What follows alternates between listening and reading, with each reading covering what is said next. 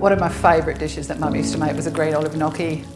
For her, it's one of those things that go back to the memories of childhood. Nothing tasted better in the world than that. I feel like I've waited over 20 years for this day, and it's here, being able to replicate the taste, the memories, the history. These days, I have the advantage of having a Miele steam oven.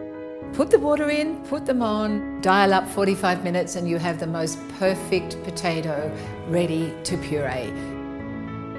You've got every bit of flavour. Flavour's always the most important. Well, I remember the flavour, so... You do? Well, I hope I get it.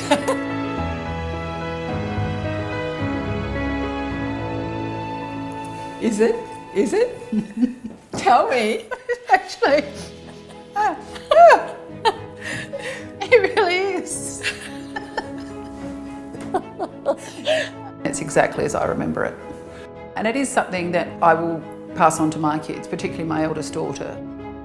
I love to think that there are some recipes, and this green olive gnocchi is one of them, that will go down to each generation of the family, and they'll remember their nonna.